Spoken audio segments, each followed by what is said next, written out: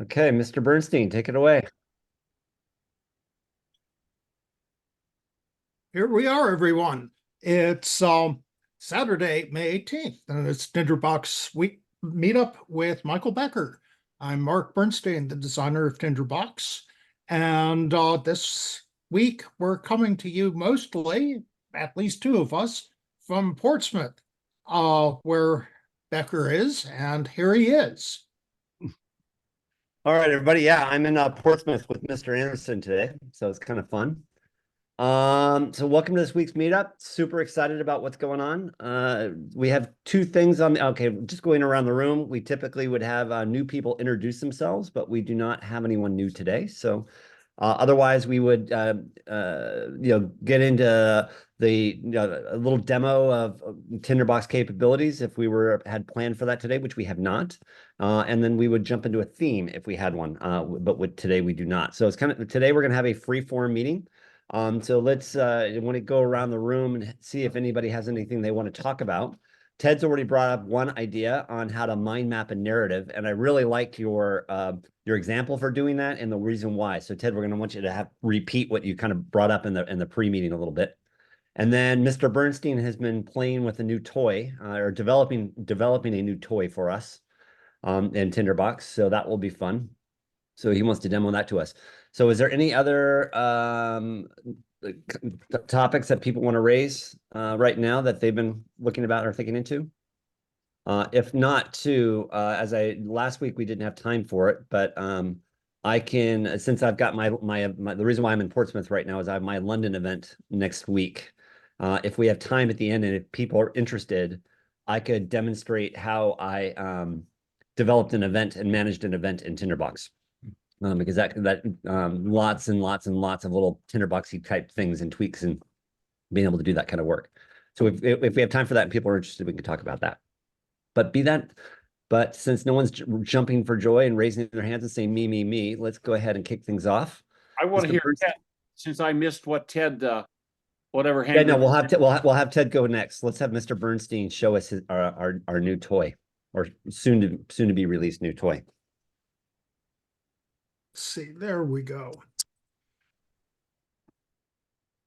So this is a very new and very preliminary new Tinderbox view.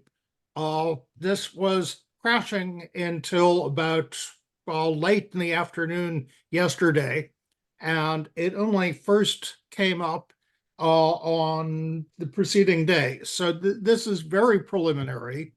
On the other hand, I am hoping to get this into a backstage release in about 2 weeks.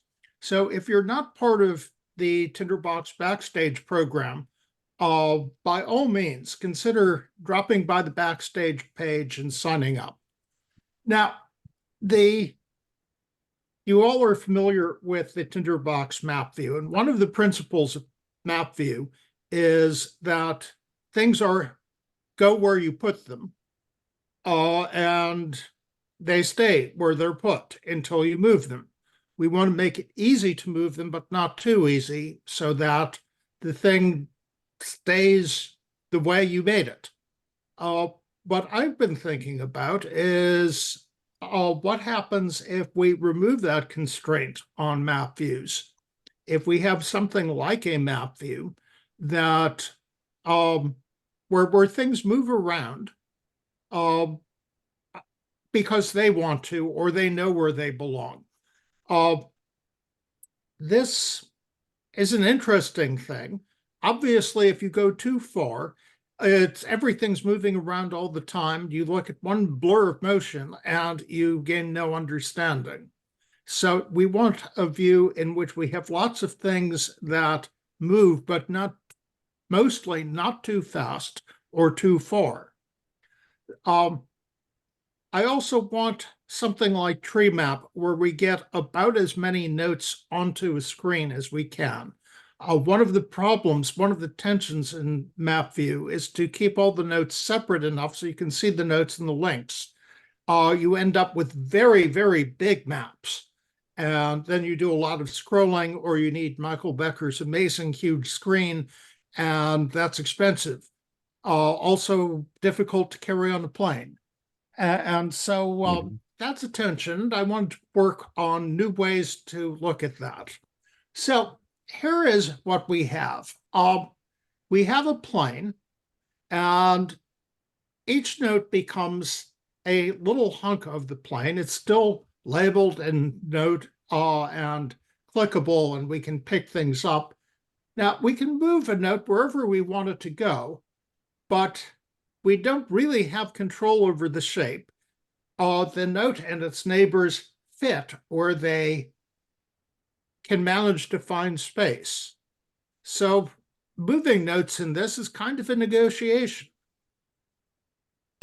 What's more, for this demo, I've just picked at random 5 notes which I've colored red, which attract each other, and 5 notes which I've made green that attract each other. And they don't attract each other terrifically, but if I drag things away and don't move too far, they will stay. If I move far enough, they will chase each other around the view. And rather than these arbitrary lists, I'm assuming that we will have predicates in the actual view, so that you can say if notes have common tags, or if notes have common prototypes, they should cluster together. This negotiation between things staying mostly where they are and moving in response to new additions, new changes in the view, I think might be really interesting. But I'm not absolutely certain it won't drive us all nuts with things getting lost. So that's what's coming. It'll be a little while. Yeah, David, Where did you find this? I didn't. It found you. Yeah.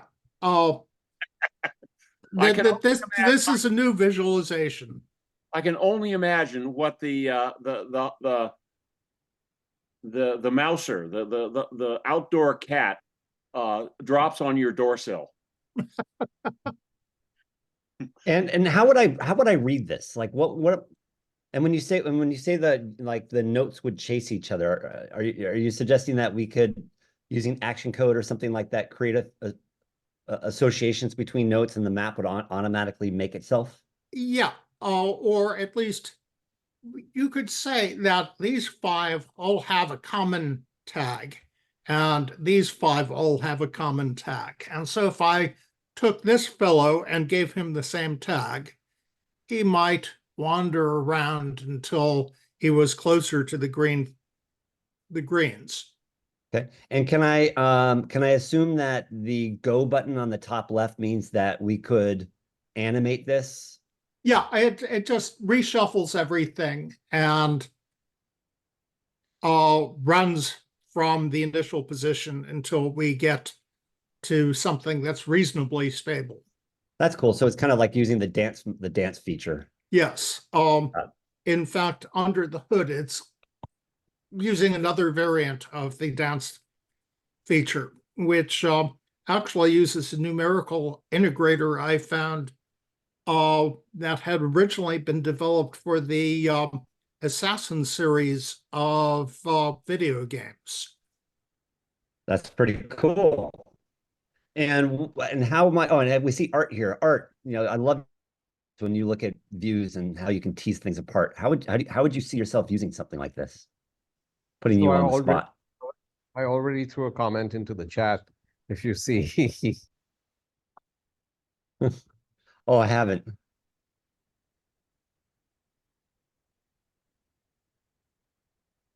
That's a really good idea.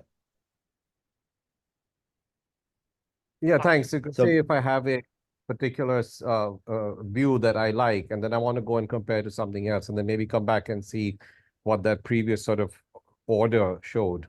Because I am more given to a lot more random elements on a map than looking for tags. I rather actually find them visually as I'm seeing them in the most random form possible. So then memory and being able to go back is essential. Like in an audio software, you have what is known as a take folder. So you can do multiple takes and then go back and forth Mhm. between the recorded.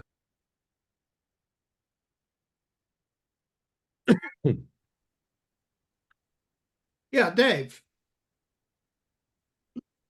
So I see where this allows for a large number of notes to appear in a map.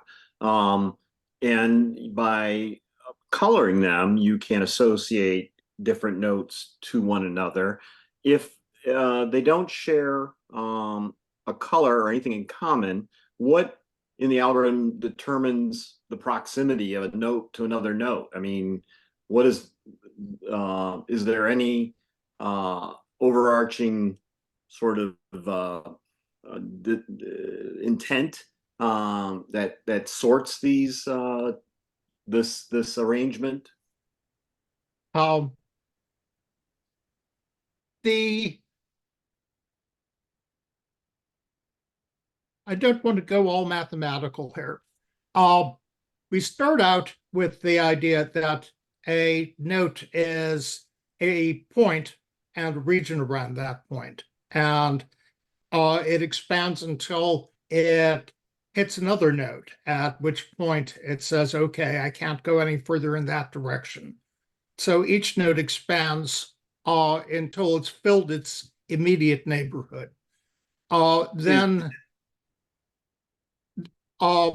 Then we applied the forces that could be based on tags or textual similarity or whatever else you decide is useful or relevant to your project. And things are forced to go places, but mostly you can put things and they stay pretty much where you put them. So Oh, this is another way to deal with having lots of things in the idea plane where we're giving up some control over shape and such, but gaining more control over especially how many things we can fit into the plane. So as it's presently configured, size of a note and its proximity to another note are largely unrelated to anything else. In that size and proximity don't have any meaning intrinsically. Proximity can have meaning, like the green notes tend to stick together because that's semantic. But And that's agree based because you on made your the green, tag attribute that you Right, exactly.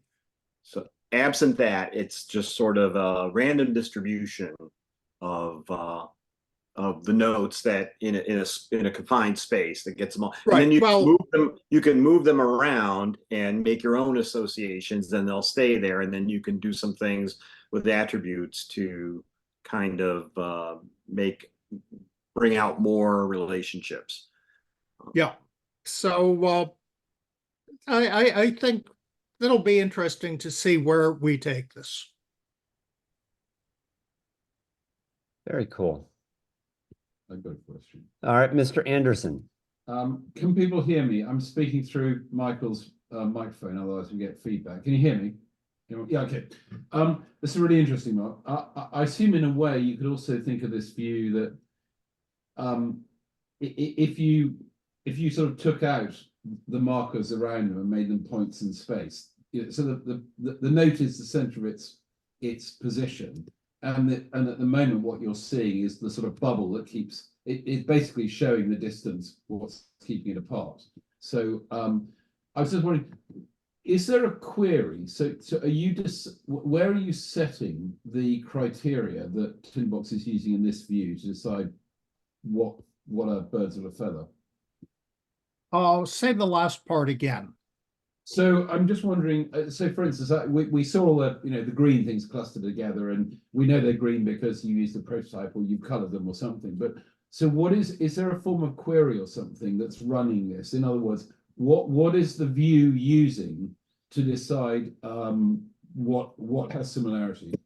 That's my next project, in fact. After I get change management, I believe it's going to be a query, literally a query, a predicate, and perhaps several, so that notes will evaluate an expression and with respect to other notes. Yeah, I think it's really. Yeah. That there are computational issues here, but we'll see. The underlying computation of the layout is both fairly computationally demanding, not as much as I thought it would be, but and it's certainly been a bear to implement. David found Voronoi diagrams, and yeah. I do want to point out, Mark, since you bring up mathematics, I don't associate this crowd here. I don't remember many or any conversations about the semantic web, RDF, OWL, et cetera, et cetera. I mean, that's fairly thin topic here, right, Mark Bernstein? That's Talked about it. yeah. Well, you guys. Certainly in the meetup. Okay. I apologize. Haven't fit that in my schedule yet, but there is a huge difference between the semantics of mathematics and the semantics of meaning. And the semantic web is from Tim Berners-Lee, et cetera, is heavily skewed to the semantics, the mythical purity of mathematics, ignoring the semantics of meaning, to the best of my experience. I'll take that nod of head from Mark Anderson as thank you. I mean, it takes a human to understand that zip code and postcode are functionally the same thing. They look different, they have different labels. How could they be related? But anyway. Hey, by the way, while we're on that topic, can someone explain the difference? Like, what is semantics? In this context, and how are we using it to make meaning? Well, humans just sort of flit between, and in a remote conversation like this, no one really, it doesn't really, well, here's an example. 30 years ago, I was in a conference, and the Frenchman, so huge context, the French marketing professor was telling the students, and I was in the audience as a student, that we have a huge advantage in international business.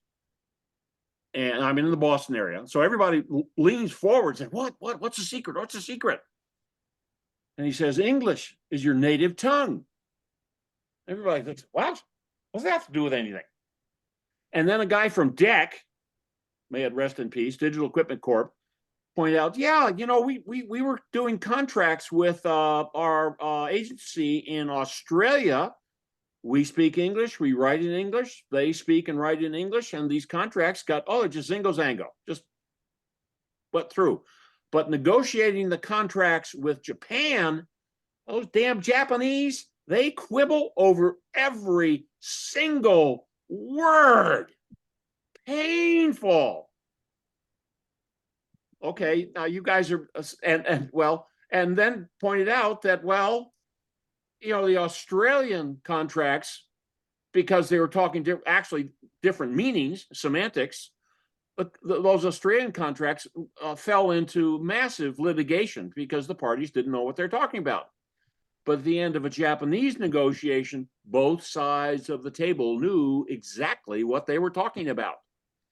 Does that help, Michael? Yeah. Thank you. Yeah, I love that. Like, often when I speak with my British friends here, we may have to use the same word, but it actually means something different.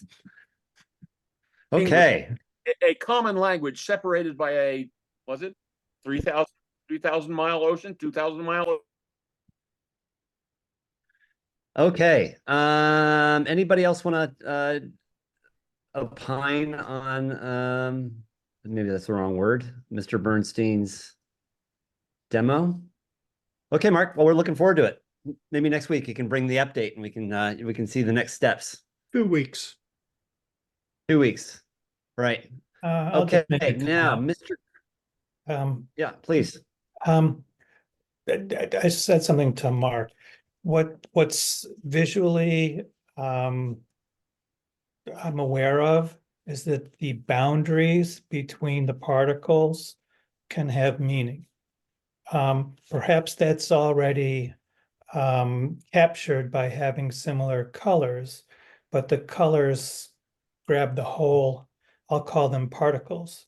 But there's a relationship that's visually shown by the boundaries that are touching each other. I don't know if that's something to play with or not, a line. So it's just something that struck me. Yeah, I've been thinking about, in fact, here, let me share again for just one moment. There we go. I've been sort of interested in this space between, which I went to some trouble to actually keep clear-ish. The easiest thing would have been just to have everything touching everything else. But I've been thinking about possibilities of filling the space in between with either link markers or some other indication of the forces between adjacent notes. There's much that could be done here.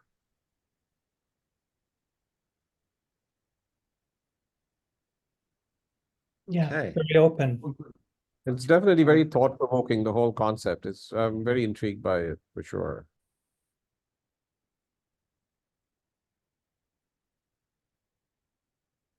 All right, Mr. Anderson.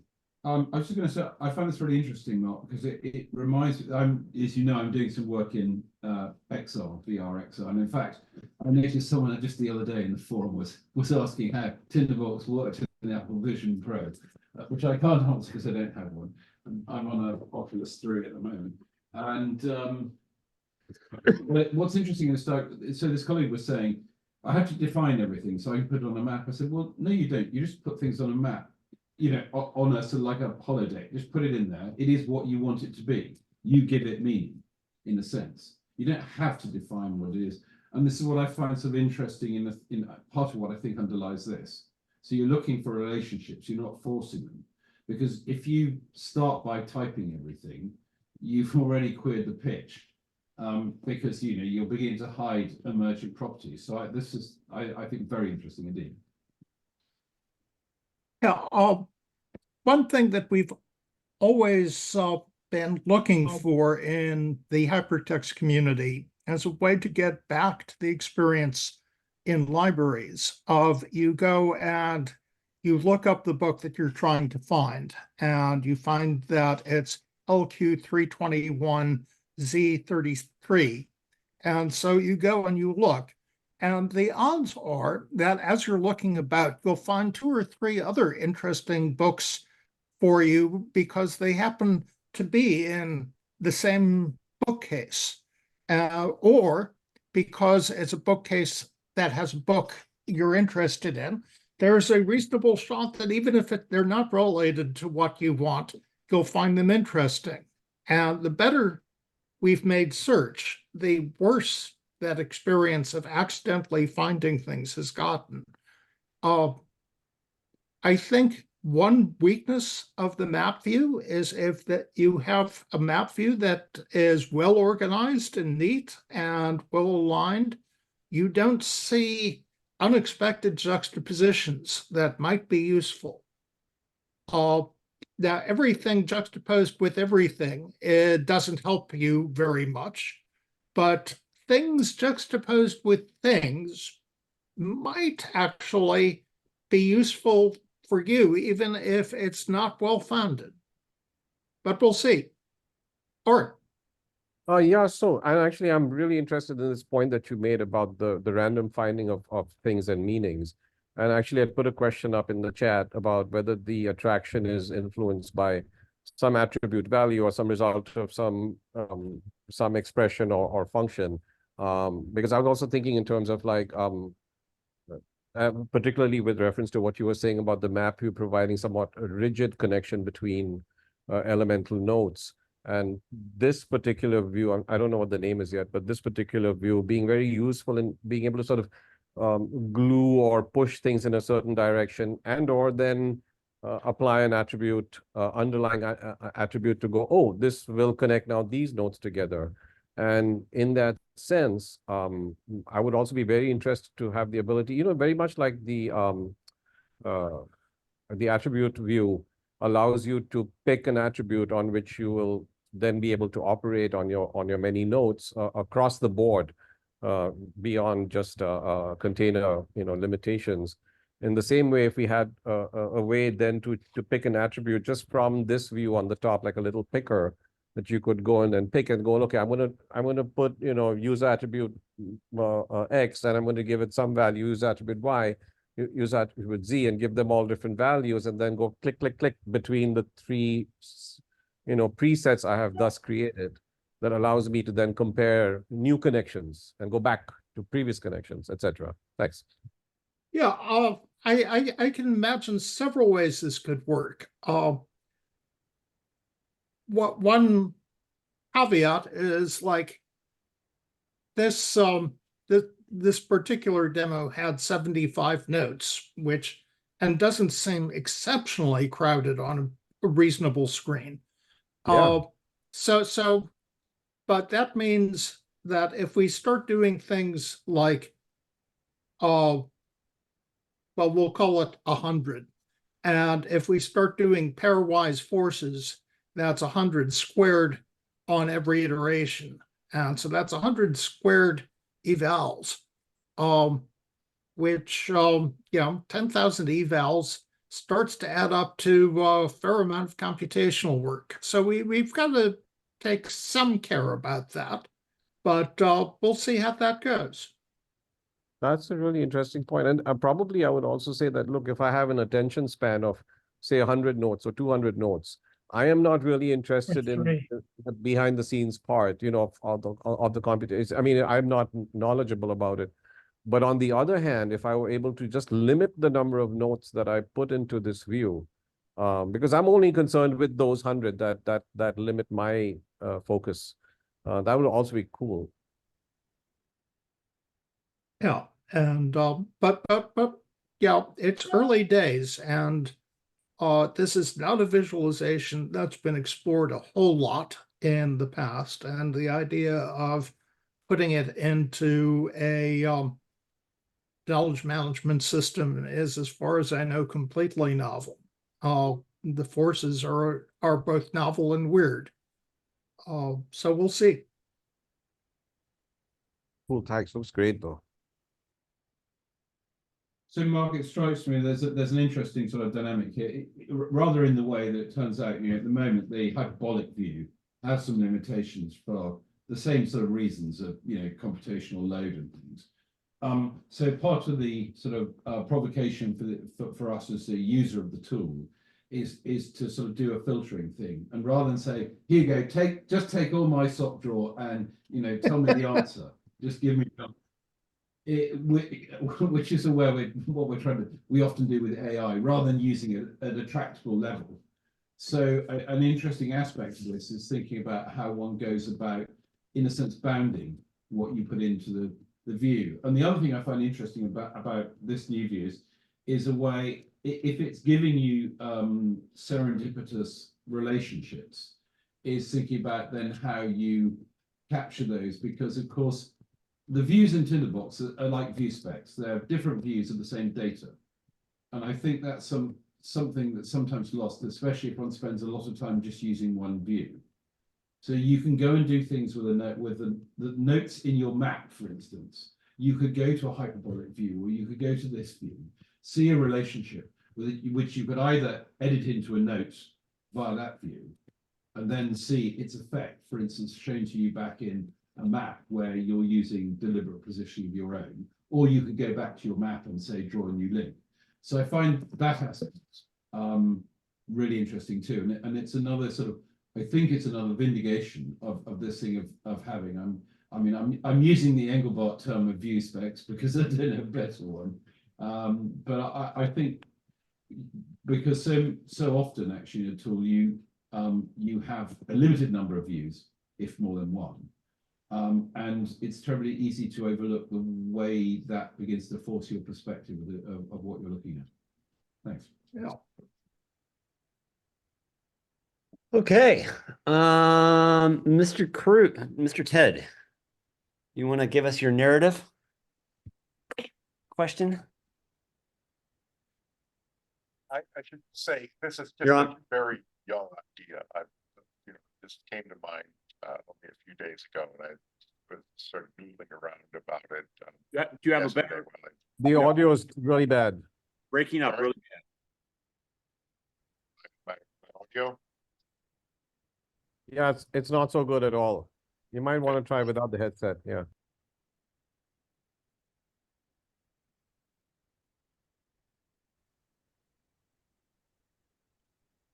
Can you hear me now? Oh, much better. Oh, great, Okay. great.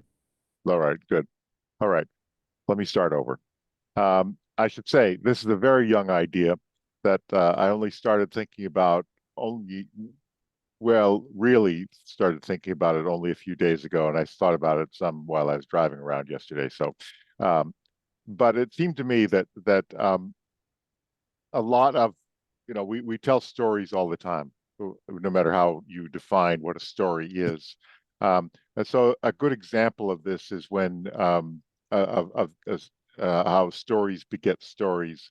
They cascade down into all the totally different stories than the ones that they started with. And a good example of this is the Trump trial, and in particular the testimony of Michael Cohen. And so there's a lot of speculation among the pundits on various podcasts about what really happened. He said that this happened. Now, he's a liar, or he might be a liar, or he used to be a liar. And so what alternate story might there be?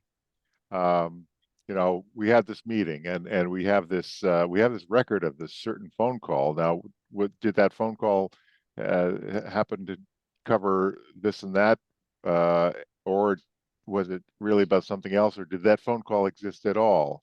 And it seemed to me that Tinderbox could chart all that, starting out with the testimony, then branching off to the possibilities, and then the possibilities upon possibilities. The legal expert says, well, this it could be a problem for him because the jury might think this, and then you could go off from there to what somebody else in any old listener could say, and then there's the popular meme that could develop. So you could chart this somehow, and put together what various commentators say. One person says this, and then related to the same piece of testimony, you could say somebody else, Preet Bharara, could say, well, it's more likely that this, and so forth, like that. So anyway, it seemed to me that Tinderbox is ideal for this kind of chart. Seems like a job for Story Space, actually. I have no experience with that, the story space. That's Eastgate's other app. I think it was Yeah. the progenitor to Tinderbox. And so what do you think, Mr. Bernstein? Would this be a map view with lines, or would this be better and possibly hyperbolic? You're on mute. I'd reach for map view first. I think that this is a map view application. I think it's a great map view application. And when things get messy in map view and you want to explore links between things, then that's when you want to turn to hyperbolic view. And what makes me think about it too, Ted, as we play with the idea, you could also, create notes such that, for example, each note could have, different attributes like person, the focal point of the person. So, this note is asserted by Michael Cohen. This note was asserted by the lawyer. The name that you give the link as well, I think would have some value. Yeah, and and then you could have the, if that person's name is this, that link could be a different maybe dotted line versus straight line. You could use a lot of visual semantic around that, colors, shape, to get a sense of how those things are moving around or that narrative is changing. My There's feeling also- is that your best bet is to stick with sort of hyperspace, hypertext kind of environment with backlinks, because my imagining of the narrative would be that the individual nodes would be a static entity, and you might want to go back and go, oh, exactly what happened there, and then as a branch of point, yeah, you have the two choices that person X said this about it, and all that information could be contained in your static node with then links to another note which says, that's what happened when this person said that. That we're not excluding one option from the other is at least how I see it. Yeah, and on that note, maybe it's not just about the people, it's about the event that they're talking about as well. Yeah. So what I could see is you come up with a name for a particular event, and then it would be interesting to see if somehow in the process of going through it, does that event somehow change such that it becomes a different or new event? So to your point, like one story begets another story. At what point do you notice as you're evaluating this narrative, well, event A actually somehow has now started to kind of become event B, and something new. The other thing I would think you could do is also have another attribute in there that would look at the terminology being used to explain that event. So the terms, the semantics that people are using to talk about it, I think would be really really interesting. So there could be multiple views too. It's not just who said what, but it's what terms they use to relate to that activity or that event. Right. And Right. then what would be really interesting is And then what would be really interesting is Mr. Burke, I don't remember the name of the feature. Is it the semantics feature where you could actually start seeing, are they talking positively or negatively? Like what's the right. tonal Sentiment. Sentiment. Yeah. Sentiment, sentiment. yeah. Yeah. So if you actually got the actual words, you could be also doing an analysis of the sentiments. And so therefore, is this particular line of inquiry more negative or more positive? And does that somehow affect the story too? Right. Right. Mr. Anderson. I was just going to say, and it's worth bearing in mind because we tend to draw, lines, make links on the map. Bear in mind that you can have multiple links, and any link type can be turned on or off by the inspector. So it may be useful to have links between thing A and thing B. In other words, a link for each row. You may want most of them off, but they're useful. They can be useful in capturing that link, and also they have even more use in the hyperbolic view, because you can go into the hyperbolic view and there you can also turn off the link types. So you can see a relationship drawn via links, because the hyperbolic view only uses links, unlike the map where you've got that sort of positional relationship. But in the hyperbolic view, you can actually you can make the as it were, the map redraw for you based on the types of links. So you might be talking about sentiment, you might be talking about the role that people have played, the nature of their interrelation. And going back to what the earlier sort of Mark's sort of demo earlier, you don't have to do everything in one view. So I can imagine if you begin to capture quite rich interplay between the characters, probably with your map as your main sort of view on it, but using the other view types to explore relationships and then enrich or edit your map. And in the map, probably you may well turn some of the link types off quite a lot, but that doesn't matter. I mean, obviously, it's your map. You have to remember what you turned on and off. But I think, again, once you're used to doing that, it'll be novel the first time. Once you do that, you'll see the utility, because obviously if somebody's linked by 5 roles, you're going to see 5 links, and that's broadly too much. I mean, also you can color any link and you can change whether it's dotted or the like. But obviously, if you do have a lot of sort of parallel links, it could be messy in map view if you show them. But I say, if you turn them off, they're there, and you can still do things like you can use action code to ask a query. So the links still exist just because you can't see them. And again, a hyperbolic view can be used to sort of reinterpret your map by looking at the links. So you may find that useful too. Yeah, that's interesting. I was wondering about that because I think that this might make its way into a presentation, and you'd want to show the progression from testimony to commentary to so forth, and see how it all develops. Well, Thought it was maybe something- Paul, this is a time for Paul Christie to chime in. In that, Paul, you be a good time to give you your anecdote on how you had that nonprofit meeting and you needed to make sense of an email communication to diffuse a fight. Seems very similar. Yeah, I'm thinking back, it's a world of time ago, but essentially it was a live use of Tinderbox with competing folks on a Zoom, not unlike this, who all had positions.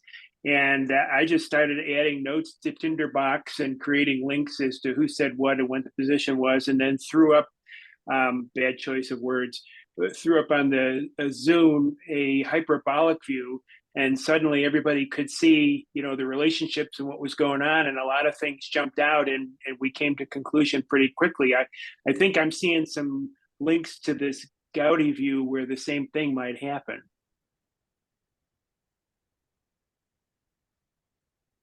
Yeah, and essentially what he did, Ted, is he you did it twice. You did it one through the verbal communication. Another time you did it where he took the emails that were back and forth between an argument, and it was able to map that out and say this email begat to that conflict that led to this concern that pissed this person off, and you could watch the thread of the communication. Yeah, and that helped diffuse it. Yeah, interesting. very helpful. Yeah, very interesting. Yeah, and so if you want, and I think given the incremental formalization nature of Tinderbox too, part of the process is not to overthink it.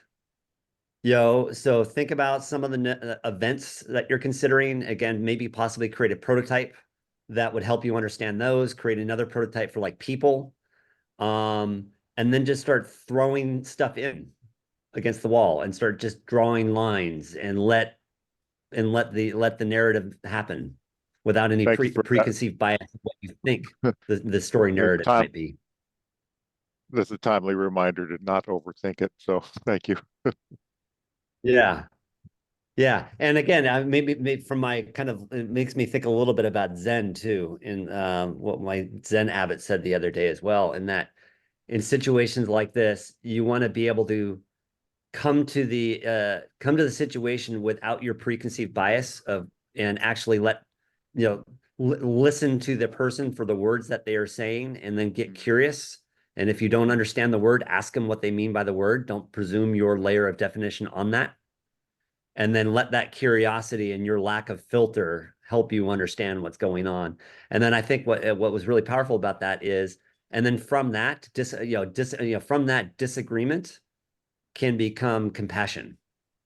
right? Because when you approach a situation like that, you're not insisting that you're right, and that you're allowing your curiosity to actually hear what's actually happening versus insisting that your point of view is actually correct. Mm. And I think this process would actually lend itself to doing just that if you are able to kind of, set aside your ego and your insistence on what you actually think is the outcome or should Interesting. be the outcome. Tinderbox. So that's Zen is a moment of Zen and Tinderbox, I think. Tinderbox begetting compassion. I like that. Yeah. Yeah. Mr. Rogers. So I'd like I have a question for Ted, but I'll preface it by saying that we are in a very strange place today where we don't share a common reality, and that all events are perceived and interpreted through a very partisan filter.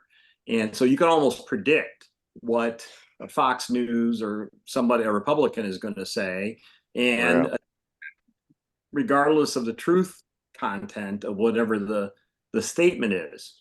So, to look at current events and listen to what people are saying and try to infer or understand where things are going is very difficult. I mean, I don't envy the jury in this case. I mean, hopefully they all get to remain anonymous.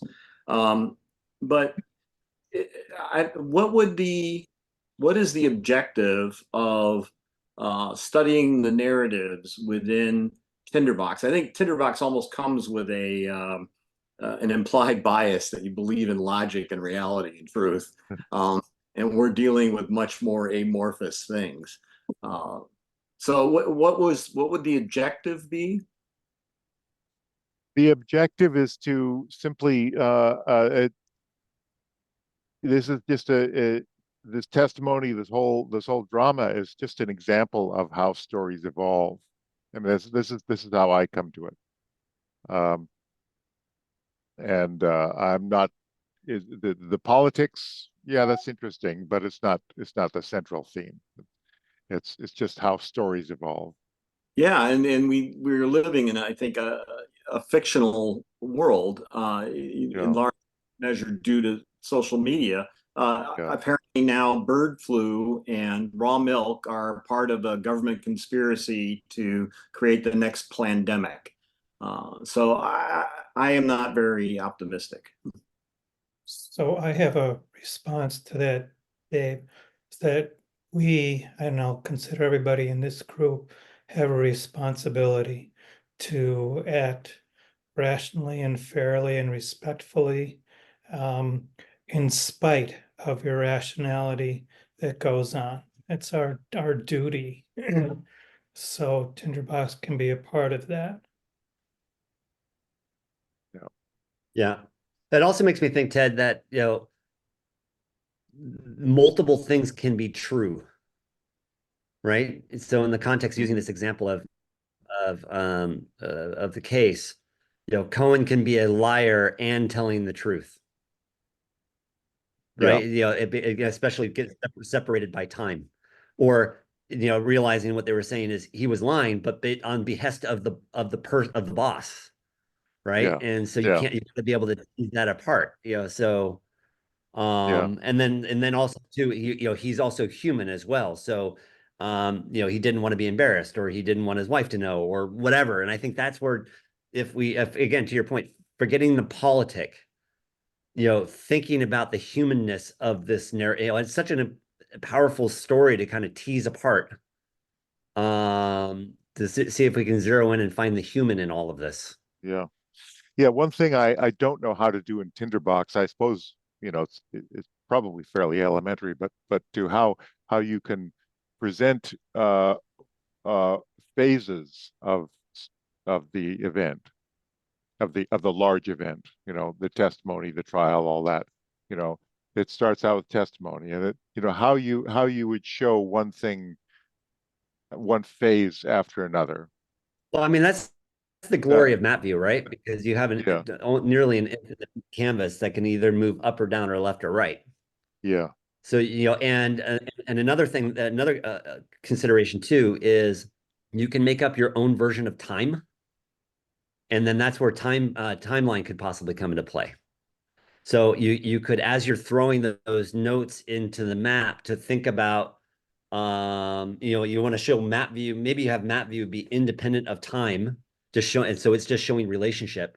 But you also have another attribute that you can put a date like or time like value to. So then when you go display it in time view, that then puts all of the notes into a horizontal timeline. And time doesn't necessarily need to be a date; it can be a number. Yeah. And so you could designate that, and then what in time and map and timeline view, what you could end up doing as well is, and I don't remember the name of the attribute, maybe someone can find it for me, is you can have banded names. So you could say within this horizontal time view, here's Cohen's testimony, here's the lawyer's testimony, here's this, and you could actually then see how the times of those change over time. And then you could actually, and then from a view perspective too, assuming you code the numbers right, you all of a sudden see, well, wait a minute, did something get asserted before that person said it? And so was that, was someone actually playing a game with the narrative to try to force this to come out? Interesting. Okay, I had Right. completely And forgotten that's where the about. timeline view can help you with that. Yeah, A yeah, timeline. That's right. yeah, I'd completely forgotten about timeline. Yeah, that's a great idea. Great idea. Yeah, Right. And that would be super fun. That would be really interesting to see. yeah, it would. Yeah, It would. and then what popped in my mind when Dave Rogers was speaking is the other thing I think we need to be careful with in today's day and age is and again, not to get overly political or such, but the power of the funders of mass media. And I can't remember I'll try to dig it up, and if I can find the video.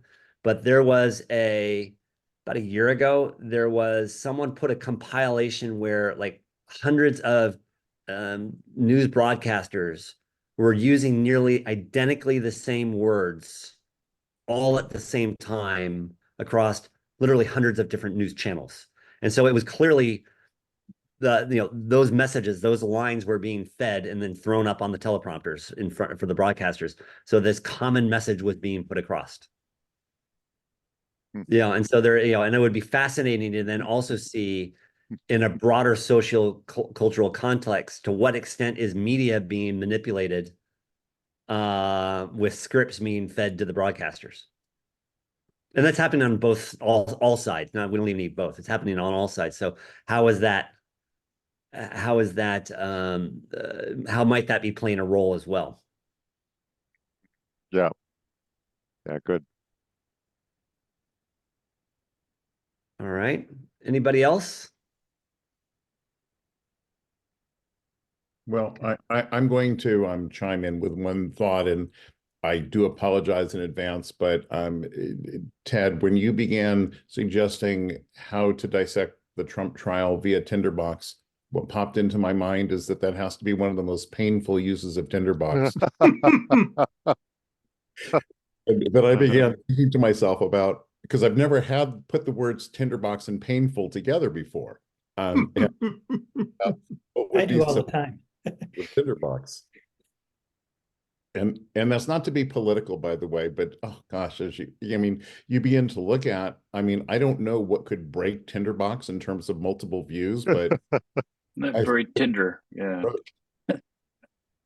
I do have to say, and Bill, back to your point, I think the commonality that many of us appear to share in these meetings is so randomly unique and to me very, very much appreciated. Mark, what are we going on, 4 years now or something like that? I think 3, but I may be wrong. Yeah, it was September 28th ish 2020. Was the first meeting that was the first meeting I joined, and it was the second one we had that Keith had started. Okay. So we're approaching. So it's just very personally, it's just very rewarding. I'm not even sure why it's rewarding, but it is. my thoughts. By the way, too, David, your comment. Hang on just a minute. I don't know. I'm going to drop it in the chat right now, and this is really super insensitive, but I'll throw it in there anyway. To the point that the broadcasters just read the teleprompters. I don't know if you all remember in San Francisco several years back there was an airline crash, and the intern had put up the names of the pilots and into the teleprompter and made up names for the pilots like We Too Low, Holy Fook, Bing Bang Ow. And they actually had the newscaster got up there and says, we have the name of the captain, Holy Fook, and the co-pilot's name was We Too Low. And just really, really bad. So you might want to watch that. It's terrible situation, but quite funny on how newscasters can be misguided in their if they're just sitting there reading the prompter. That's on YouTube somewhere? Yeah, I just put the link in It's in the I just chat. put the Okay. link in the Oh, chat. yeah, the chat. There it is. Yeah. All right. Anybody else? Okay. Who's got a project they're working on, or do we want to see some the way I've been playing with Tinderbox to help drive my event? Would that be of interest to people? I just had a question. I'm sort of rusty on the how to trigger NL tags, and I was just looking at ATB ref, and Oh, let's do it. it works Yeah. on new notes, and I'm just like I have this corpus of notes I want to sort of apply tags on. Just not sure how to go about it. Thanks. All right. Do you have a screen that you can share? So we've got some real content to help you play with. No, nothing. Just all my like crazy crap. Nothing that I can share. Okay. I mean, I'll grab some random content. Let's play around with it. I'll share my screen, grab some random content, and we can make that work. All right. Oh, while we're at it too, it makes me think of something, a new feature that Mr. Bernstein has. I think it's probably still in Backstage, but we can see if we can talk about it. Desktop, here we go. All right. So you want to, and what are you trying to accomplish with the natural language tags? Well, I just have a bunch of notes already, and they're littered with things I want to pull in and tag with. Okay. And Okay. common. So let's see. I'm just looking for meaning, Right, so like yeah. So let's see if I can remember how to do like this. entrepreneurship is I mean, that's not very much of a common tag, but still. Yeah, no, but in the context of that was a word you flagged in Just here. random, yeah, right there. whatever. Yeah. Yeah, right. So that would be and so maybe you want to call that so natural language tagging is basically rolling up words into a given pattern to help you do those things. So intrapreneurship and entrepreneurship are kind of like maybe you roll that up into a tag called business strategy. Perfect. Yeah. So every note has the word entrepreneurship or intrapreneurship, tag it with the natural language tagger as business strategy. Right, and that'll show up. Correct. Right. So what you do is you go ahead and you add in the notes. You go to taggers, and you can look. And if you look at the examples that Mark's given us, essentially what you do is you come up with a term. We'll roll it up as business strategy, and then you can separate those terms by their semicolon separated list. Now you can use any of the existing ones you've got, but you can also create a new one called natural language. I know we'll call it BS for biz strategy. Okay. And if I'm not mistaken, the attribute, and I haven't done this in a long time. So the attribute, the name of this node is actually the name of an attribute, if I remember properly. So what we'll want to do is in this particular file, we'll open this up and we'll go here. You're right, Mr. Bernstein. I missed my 49-inch screen. So we create a new attribute and we'll call it natural language strategy. Okay, and what that does is, and I think it needs to be a set or a list. Yeah, I would go with It set needs to be a anyways. set. I need to, yeah. And you might have If you want to be new. multiple. So you make it. Yeah, and so what that does is that, and also too, now that we've created that attribute, natural language strategy, that is now going to get grayed out in the if you Yeah. put it into the displayed attributes, because Tinderbox is going to take over the population of that value, and it'll become Right, read-only. system populated. Okay, so then if we go up here, let's look at the places example. So we call that business strategy.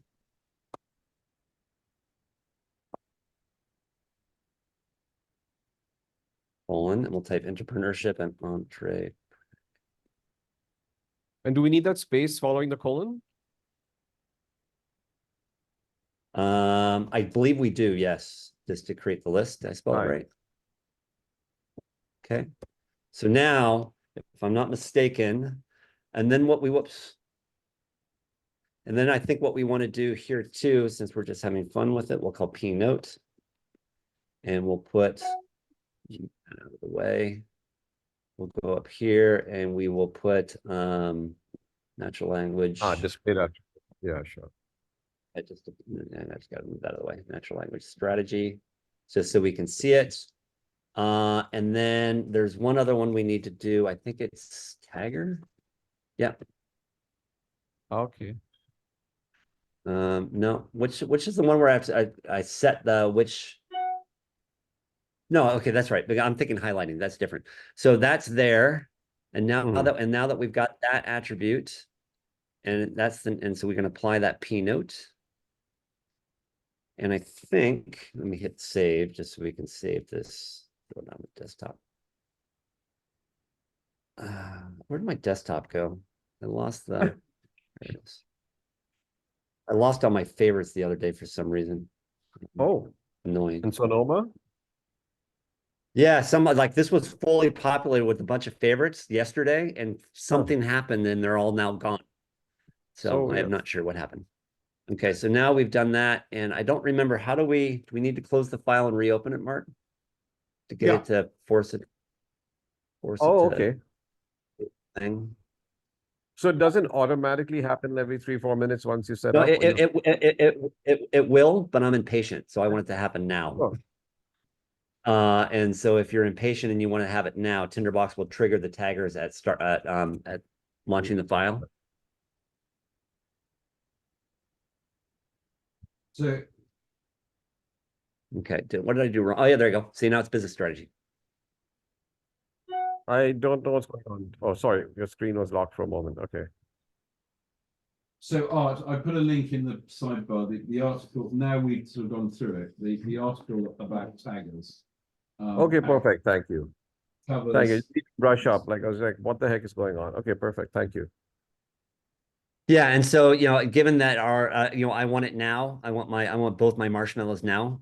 You just got to learn, be a little patient and let it do its thing. And it's something that he has running in the background. So when you're first setting it up, if you don't see it instantaneously happen, close the file like I just did, and then trust that it will be happening as you're doing your work. Gotcha. Perfect. Thanks so much. Yeah. Yeah, that can be super effective. All right. Anybody else?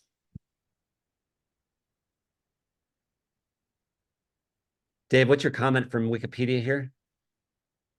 Oh, that was the conservative bent of Sinclair Media, and then further down in the article is the must-run stories controversy. That was, I think, 4 or 5 years ago. Oh, I don't know. Came up on everybody repeats the same words because corporate told them to run those stories. So nobody watches local news. I do, and it's all old people because all the ads are for medicine and lawsuits and stuff like that. So I don't think it's as much of an influence anymore. And there's an article, if you search on Sinclair, they're trying to unload 30% of their stations. So there's not as much money in propaganda as there used to be. Yeah. That comment makes this entire session well worth the admission price.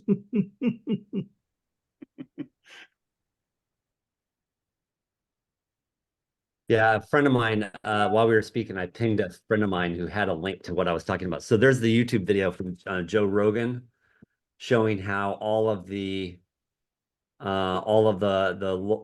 news groups using the exact same sentiment. And here's another one. Oh, yeah, Kimmel does that a lot And too. even Yeah. and it's They even also- happening on local media too. Yeah. I just have to, I mean, I apologize. I've probably said this before, but need to repeat. So I stumbled into Russian history in college and wrote my thesis on one of the lead Russian revolutionary novels called What Is to Be Done? And we have some literary people here who might associate that title with Lenin. Wrong. He's just a carpetbagger. What Is to Be Done was written in the 1860s, an allegory for the conflict between the landowners and the serfs. The landowners own everything, and the serfs are just furniture. And so the story was the allegory was about the relationship between the parties in an arranged marriage.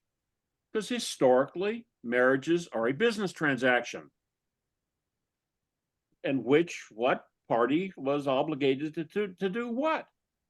This book, this was written in prison. The prison censors just said, well, hey, it's just a story about men and women, marriage, conflict, normal, nothing new. So Mark, you know this. And then so the prison censors give it the thumbs up. It passes out. The political censors say they're not going to go against the bureaucracy of the prison censors. So the political censors pass it out into circulation. And what is to be done is, and so this is what I wrote my Russian history thesis on. And it is so relevant today. And thank you, Mark. I mean, I'd never thought about I should try to use Tinderbox to deal with the concepts in either the book or the What Is to Be Done, or even my thesis as to how these various political, I don't know, cow pies are related to each other. So thank you, sir. All right. What's next on our docket?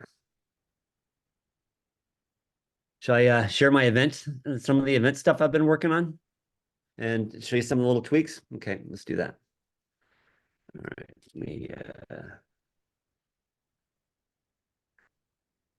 and this has taken me a bit to figure out, but we'll go here. All right, so I've got my Tinderbox file, and that's the one we just created for art.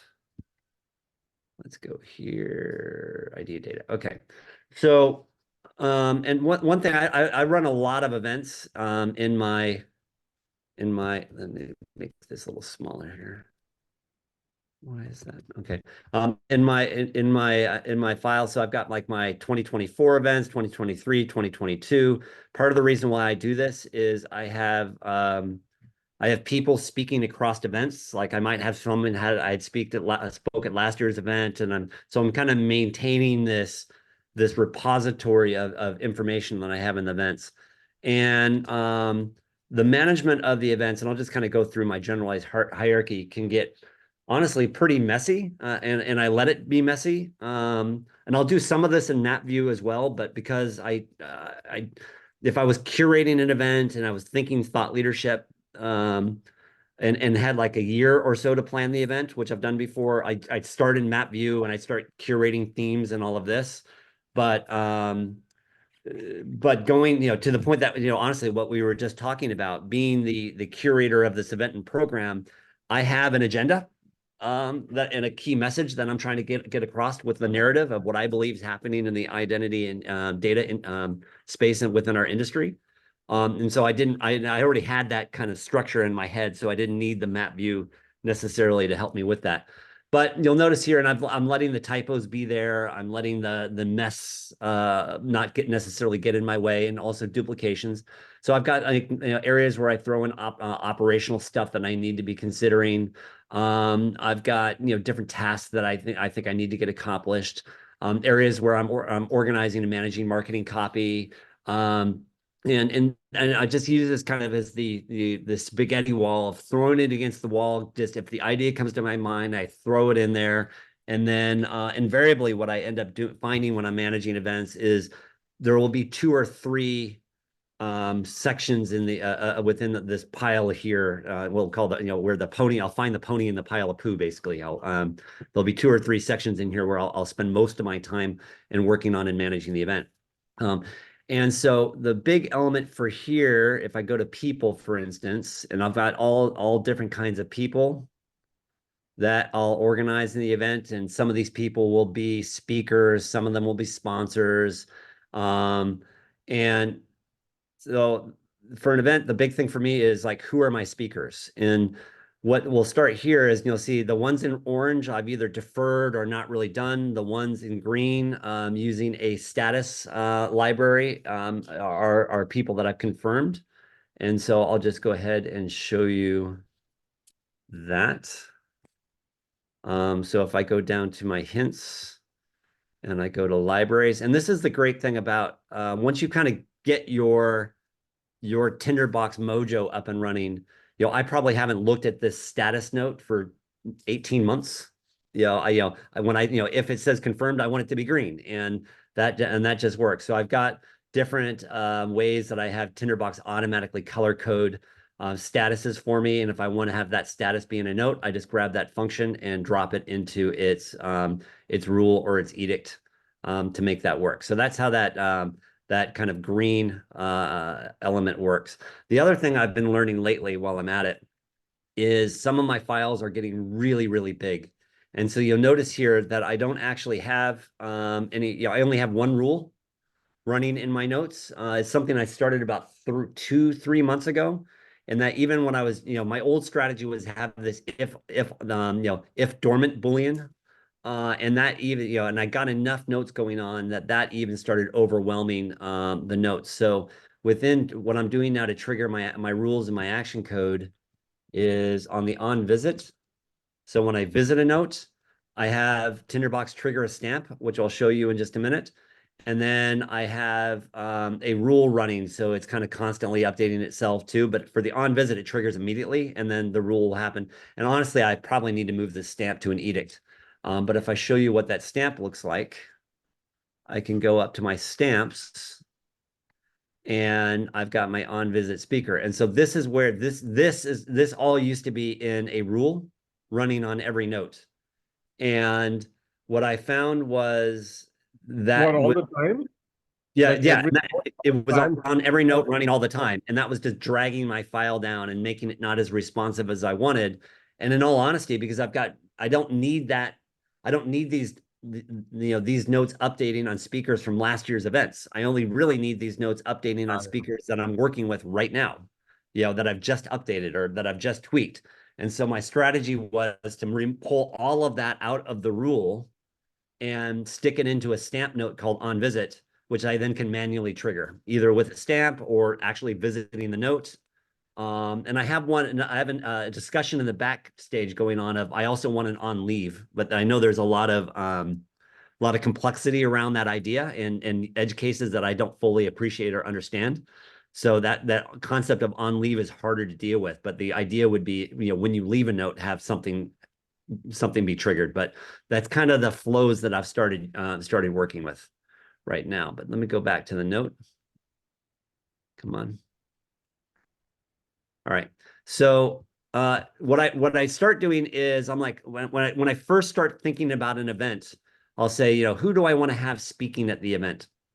And an important concept for me, and you'll notice too, like so I've got a lot of little automations coming up. So when I mouse over a note, for instance, their picture comes up too, using the hover image. So that kind of lets me keep it human. So I can and I really like the serendipity of this kind of on hover feature that comes in the note. I may yeah. So and I may not even have the displayed attribute of hover showing here, but we can show you later how that works.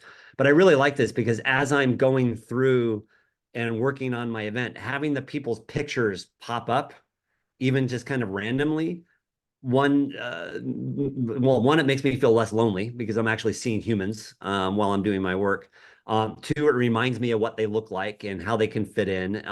There's also a certain level of, in the background, it also helps me get a sense of the diversity of the event. Am I getting enough women in the event? Am I giving enough men in the event? And those kind of element of having that hover image pop up is really useful.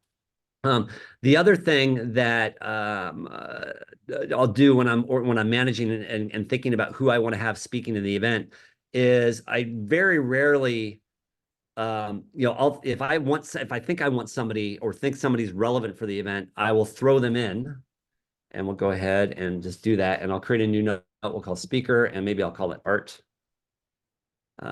Kieran. All right. So I'll create a note called speaker, and the prototype of that speaker note is a prospect, and it gets colored with this kind of orangey color.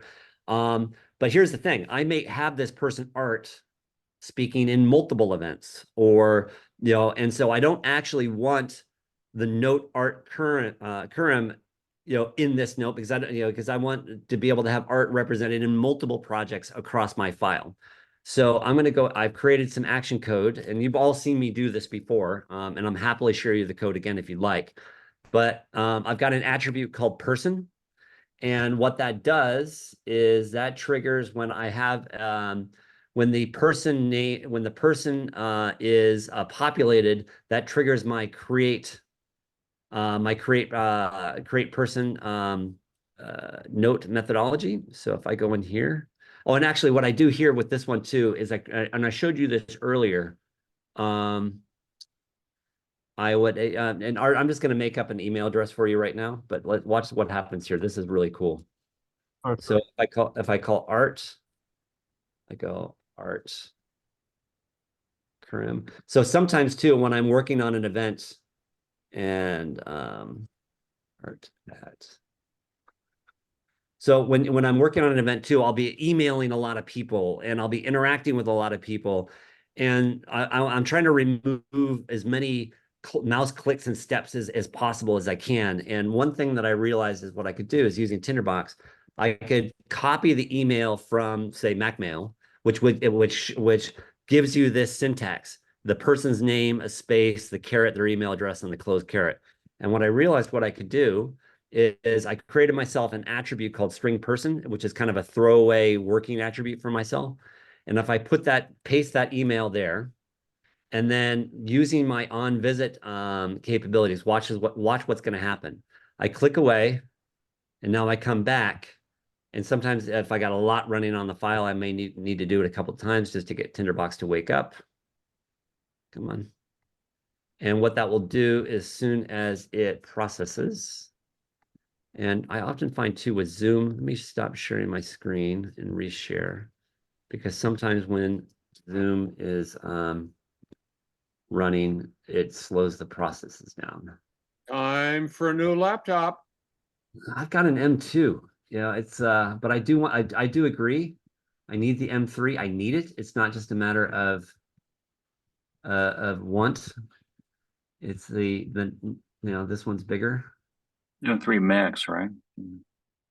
Right. Okay, so you'll see here now that I closed Zoom, it gave Tinderbox enough processing power to run it. And you'll see what happened was the string, that person's string attribute, where would it go, is now empty. And I've moved It showed email. Yeah, and I moved and so there's a lot of little operations that just happen right there, and I can show you the code in just a minute. By putting that that email syntax into the note, what that did is that parsed it out, moved Art's name to person, and then by doing that, that triggered another process that actually now created a note for me called Art Curran. And so if I actually pop down here, and I double click on that note, you'll actually see. And by the way, too, while I'm at it, Mr. Bernstein, I've got a request. because I got to go find. I just clicked on his note, but Busy. got it. He's got it in 2 weeks. Yeah, I actually find right here that the new note gets added to the end of the list, but when I clicked on the name, Tinderbox didn't jump me to that actual note in the screen. I actually had to scroll down for it. So you'll see here, I've got your name. I've got a note for you now, Art. It's created in my list. So that this methodology is letting me create new notes, new assets. I'm calling people while I'm doing this process. So now if I have another event, I can link you directly to that. And now that I actually have you in here as a note, I can go ahead and I'll show you another example. We'll call this one speaker art 2. And then if now that I have a note that is about you, if I type your name in here, your name automatically populates and pops up because of other methodologies I've used. And now if I click away and come back, you'll see Tinderbox is gonna, in just a second again, because of the Zoom overhead, you'll see that, let's give it a sec. Let's give it a second, or let me stop sharing again because I'm impatient, and then reshare. Give Tinderbox a second to do it. Yep, there we go. And now we'll go reshare again. Zoom is such a hog. And so now you'll see the second note, Art, is its name is Art 2. But because I typed in your name, it's now linked this second note, Art 2, to you. So now if I look at you and I click down on this note and I scroll all the way to the bottom again,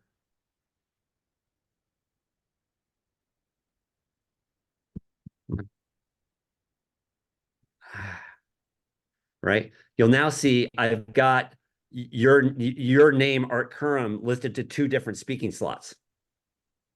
Right. So now I can actually look at that individual note and see how many different events, how many different sessions do I have you potentially speaking in. So that really helps me manage that. The other thing too, now that I can do it, is I can tear this off and I can then populate your information, like poet is your title, and your company. I don't know. Arts are art. Arts. Us. Yeah, no corp. Yeah, for the corporation. And I will go here. And if I had an image for you, I would populate your image in. If I had your LinkedIn URL, I'd populate your LinkedIn URL. And so now I've been able to quickly update that speaker's notes with other information. And I incrementally do this along the way as I'm doing that. Now, because I did that, I've got other code that's going to happen, that's going to work in the background. And what will end up happening is you'll see now that Tinderbox has now automatically created a note called Entity Arts Are Us. So now I got a new note, the company, your company, and now your name. But what that's also done is it's now populated this speaker note with your information. So then I can then use that. So as you iterative, so sorry to interrupt. No, but as you iteratively change the contact information, it will run through everything and populate it needs to. Correct. Yeah. Wow. Super impressive. And so now when I've done that, I can actually put a template, and it actually rolls up and shows me, your information. So if I go to one that I have populated, here's Annette, here's her information, there's her LinkedIn profile, there's her company logo. And so then I can simply just stream through and look at all the details of my speakers. Very cool. Right. So you can even export these as you could even export these, and they're like export ready in Yeah, absolutely. So I publish Word files, and I'll give it to my operations people at the event and say, here's the speaker roster with all of their information and their LinkedIn profiles and everything like that. Okay, now here's where the next trick comes. Here's where the next trick comes in. So now I'm going to go ahead and create an alias of Arts Are Us, because again, I want to maintain this note integrity here. And now I'm going to go down to my agenda for my event. So just like I was talking about earlier, I'll play with a whole bunch of different ideas, but let's just look at the day ones. This is a multi-day event, and I'll be thinking about, all right, what do I need to do? So here are my morning sessions. here are my afternoon sessions. Again, this all evolves incrementally. But I know if think about an event has a morning, it has a lunch, it has an afternoon. So I'm started to build somewhat of a template for myself, and then you have a variety of different sessions that go on, and I can use the column view to help me manage the times. And I actually have and I don't need these right now. So I was messing with that earlier. And then I actually have a stamp that will then automatically trigger off of the duration of the I think it's time. Yeah, it's T. That works. And so like check this out too. So if I do end time as well, what's kind of fun with Tinderbox is if you specify the code. So if I remove the T here and put that in, you're actually getting the date. But for this view and in this column, what I actually want is the time.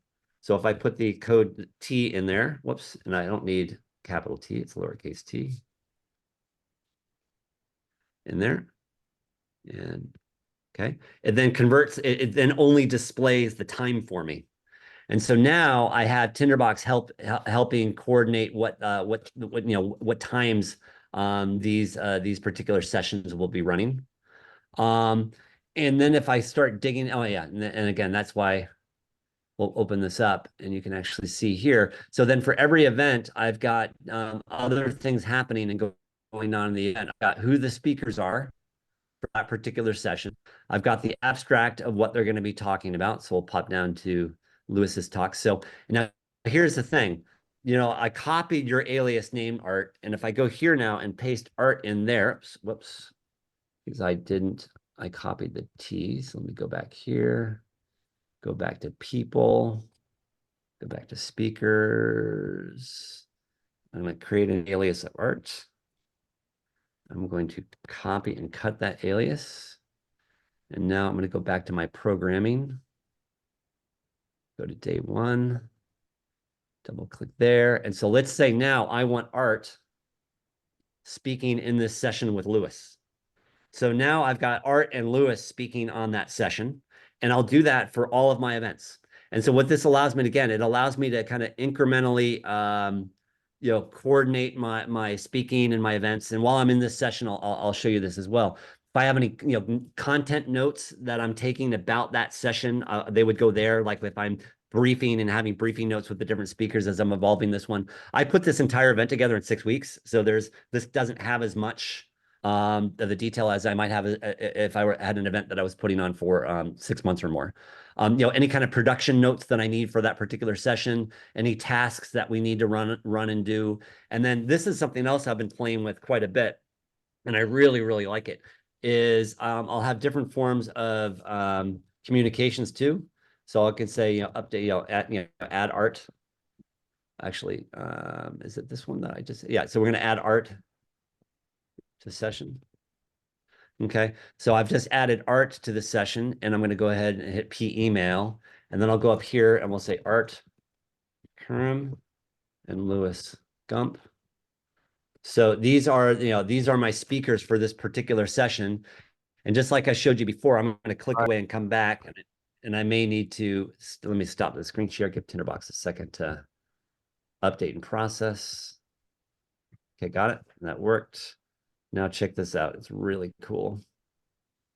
It's just made my life so much more efficient. You'll see now, Tinderbox has dutifully gone out and grabbed the emails for Art and Lewis, linked them to these notes. So now if I double click on the user Art and scroll all the way to the bottom of the list, I now not only see which sessions you're speaking on, but I also see what company you're associated with. And I now see that, what emails I've been sending you as well. So now if I go here, I can say, Lorem Ipsum, hey guys, adding Art to the session, gonna be super fun. And then I go like this, and that triggers the email that I can now send to you and Lewis. Great. So that really, really helps with a lot of my communication and organization and managing. And so I'm able to then keep all of the conversation I'm having with the respective speakers, all of the different information that I want to have. We got about a minute left, so I want to show you two more things. So if I then take a step, how many? go ahead. So, sorry, Eric. Sorry, Mike, can you quickly show how many notes and for your command one? The note count, etc. Oh, in this file? Yeah. This file has 8,500 notes, 436,000 words. You know, and again, That's great. this used Everything. this used to have 45,000 or maybe 6,000 rules, but I've been able to pare that down because of the methodologies I've been using. All right, now watch this though. This is really cool. Now this is all me curating and navigating the event, but now I need to be able to share it with my team and the operations team.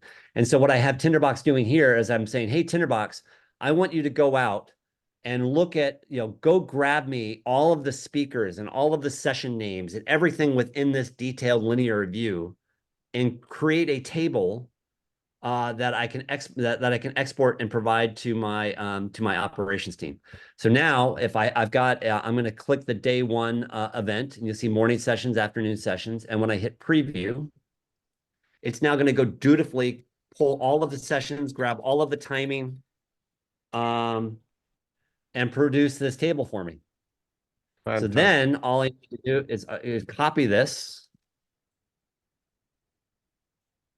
go to Excel. All right.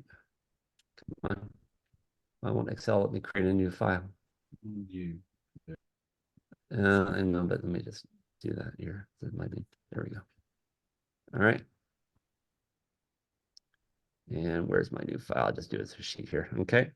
Paste that in. And now I've got an Excel spreadsheet of all of the elements and details of the events with all the speakers that I can send. And bear with me, I want to show you guys all a couple other things. So this has been really good and fun up to this point. But then I get into this thing of I need to start managing the communications for the event. So here are social media posts that I'm doing for the events. And, my team asked me on Thursday to write a quick article about the event. And so I quickly wrote up an article about the event. But then I said, you know what? I really want to be able to move this out of the way. I really want to be able to add in the anchor tags of the speaker's name. So when I post this into LinkedIn, I can easily, very quickly link them to the event. And so I'm like, okay, well, how do I go about getting that really, all of those names really quickly? So if I go back up to programming and I go to day one, and I'm going to delete this so we can see it happen in action. I was saying, okay, I need every speaker's name and I need an @ sign in front of their name. So I went ahead and created a little stamp. And I haven't really been naming these very well. Yeah, so here's one. So I said, create a list, go collect all the descendants if their name is speaker, if their prototype is speaker, grab me their ID, iterate through that list, and put the @ sign in front of their short title, so I don't have the little SPK hyphen in front of the name, and put a space in between them, and then dump that into text. Right? So if I do that, I can now quickly get all of the anchor tags I need, copy this, and then go down and paste that right into my email.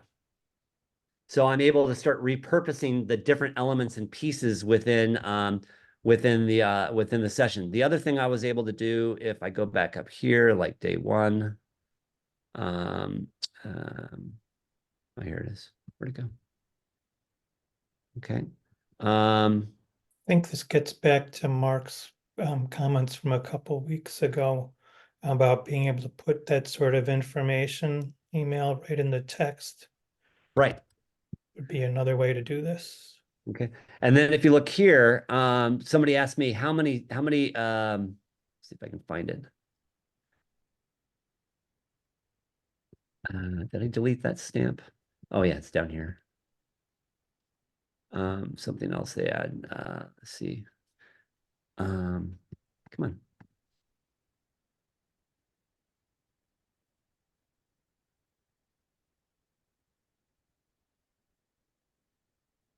Yeah, I probably deleted that one.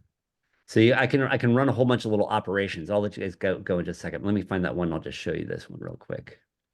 So I can go down here. Let's duplicate this one. And if I quickly go like this, paste that in there, and say this time what I want is I can go vlist descendants equals this, so I get a bunch of unique IDs. And now all I want to do is remove that. And I'll say text equals vlist.count. And hit like that. And I get 43. So now I say, somebody says, how many speakers do you have? I'm like, I don't know. All right, I got 43. So you can, and so I don't have to go manually go through and collect and count them. So I can also use this methodology to do the quantitative analysis or the qualitative operations with my event as well. And then finally, you'll see here, I'm able to start like creating the mock-ups of the different, marketing language I might want for the event. And then I keep all of kind of the hygiene of the event, like the event URL and the details and the location of the event, kind of all in the master note of the event. So then that way, and I use this one constantly all day long. I don't need to remember the URLs. I just click there. And then everything that you've just seen in that Tinderbox is now live and up on the site with all the speaker pictures, all of their names, their countries they're coming from, and 100% of all of this material and the outline and the structure of the event is all coordinated and organized in out of Tinderbox. So that's a way of managing an event in Tinderbox. What do you guys think?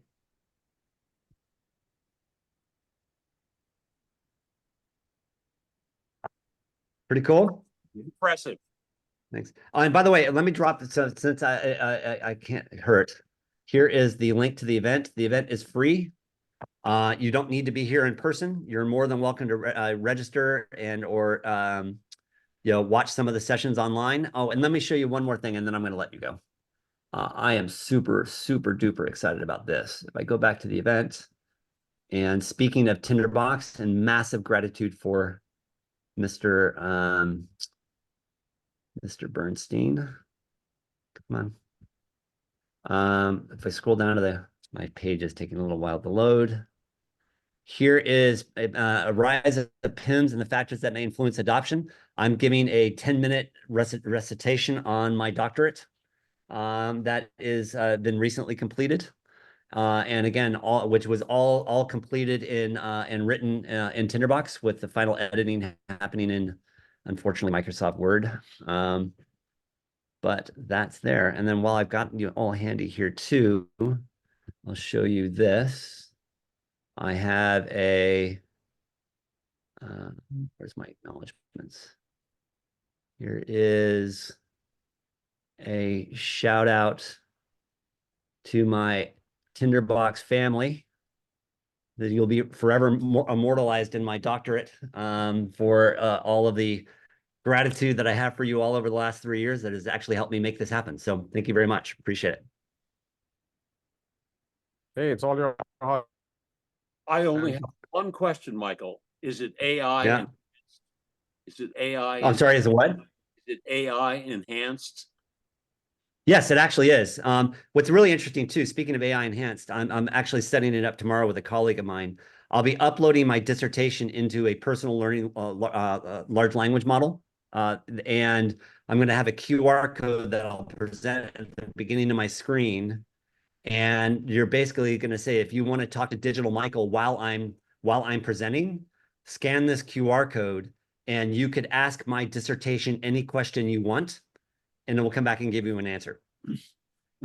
And so you could actually be interrogating all 60,000 words of my dissertation while I'm giving my 10-minute talk. Like, what were the key findings? What are the leading players at TIMS? What PIMS? What were the 12?